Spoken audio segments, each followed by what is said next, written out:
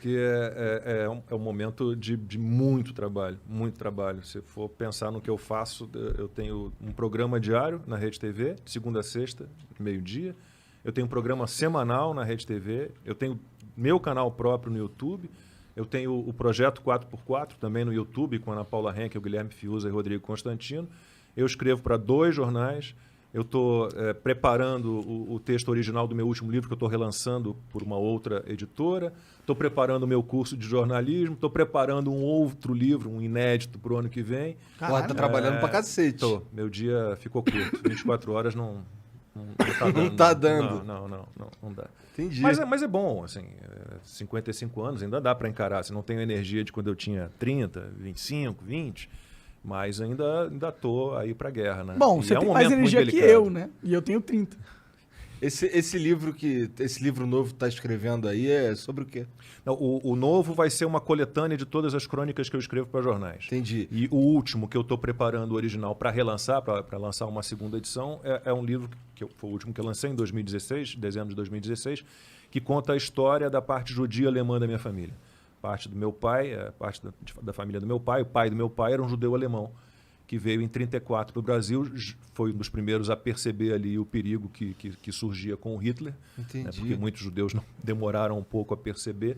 Então eu resgatei a história dessa parte judia alemã da minha família. E de que maneira? Esse meu avô veio para o Brasil, para o Rio de Janeiro, casou-se com a minha avó, que era filha do primeiro arquiteto do Brasil, que é nome de rua lá no Rio, não sei se você conhece, professor Gastão Baiana, que liga ali Copacabana à Lagoa. E a vida inteira, esse meu avô morreu, eu tinha 3 meses de idade, então eu não o conheci. E a vida inteira a gente quis saber mais dessa parte, né, alemã, judia da família, e minha avó sempre desconversou, nunca gostou de falar de nazismo, de holocausto e da família na Alemanha. Sempre negou que tivesse guardado cartas, correspondências ou alguma documentação da família na Alemanha. E quando ela morreu, a gente foi desmanchar o apartamento dela em Copacabana, morou a vida inteira lá na rua Anhangá, e descobrimos mais de 300 cartas, a maior parte da minha bisavó Elise, alemã, para o meu avô e a minha avó. E essas cartas eram... Que conteúdos eram dessas cartas? Tudo que você puder imaginar. Assim, no início, cartas dissimuladas, porque a minha bisavó, como muitos judeus, ela fingia, né, que não estava acontecendo o que estava acontecendo.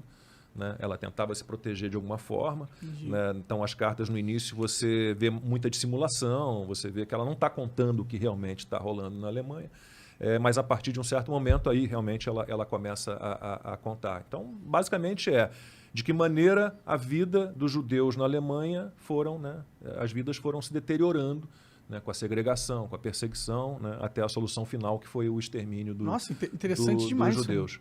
E essas cartas, eu tenho minha irmã caçula mora na Alemanha desde 92, então a gente entregou todas essas cartas para ela. Ela teve um trabalho enorme para traduzir tudo, porque era um alemão arcaico, uma letra manuscritas, né, uma letra muito difícil.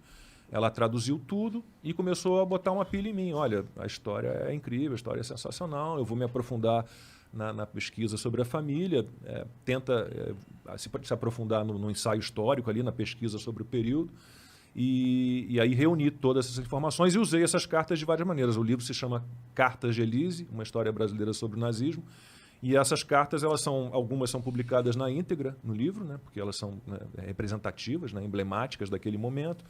Algumas eu transformo em diálogos, então tem ali uma carta em que ela conta para o meu avô, e veio aqui o Levin, que era o cunhado dela, com um plano, já pensando em fugir da Alemanha, fugir do nazismo, com um plano de comprar uma fazenda em Blumenau, são tantos alqueires, não sei mais o quê.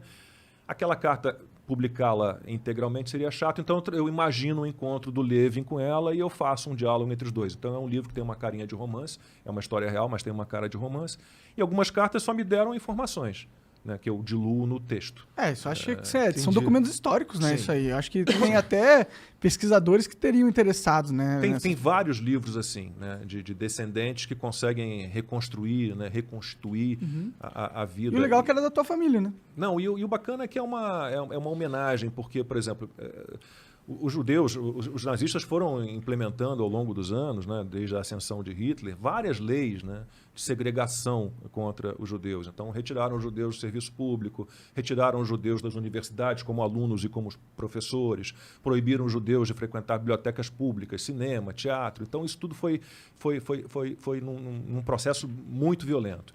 Até que chegou o ponto que fizeram com que os judeus mudassem os nomes, seus próprios nomes. Então, os judeus que tinham prenomes de origem não judaica, as mulheres eram obrigadas a incluir o Zahra, o Sara no nome. Pra você saber que o cara é judeu mesmo. Isso. Meu avô era Ernest, eu me chamo Ernesto em homenagem a ele, e ele virou Israel. Então, tiram a sua identidade, depois tornaram todos os judeus apátridas, então tiraram a pátria, eles não eram mais alemães. Então, o livro foi uma homenagem, né? uma devolução à vida da minha bisavó, dos meus tios avós, dos meus primos, todos que foram dizimados pelos nazistas. Né? Isso é uma parte da história humana triste. Que é triste, é chocante, né, Eu já cara? fui chamado de nazista. Né? No meu Instagram, uma vez, um desavisado entrou lá e me chamou de nazista. E era Pedro o nome dele, eu nunca esqueci porque é o nome do meu filho mais velho. E eu me lembro bem da resposta. Eu falei, Pedro, me dei o trabalho de responder no Instagram. Pedro, erro. Pedro, eu poderia recomendar a você vários livros sobre o nazismo, vários livros. Mas eu vou recomendar apenas um. Cartas de Elise, uma história brasileira sobre o nazismo, que eu escrevi e conta a história da parte judia alemã da minha família, que foi dizimada pelos nazistas. Não tem nem como tu ser nazista. Aí porra. o menino entra, desculpa, eu não sabia da sua origem. Então tá, nazista não, mas seu direitinho é de merda. Ué, é a mesma coisa, né? Nazista e direitinho de merda.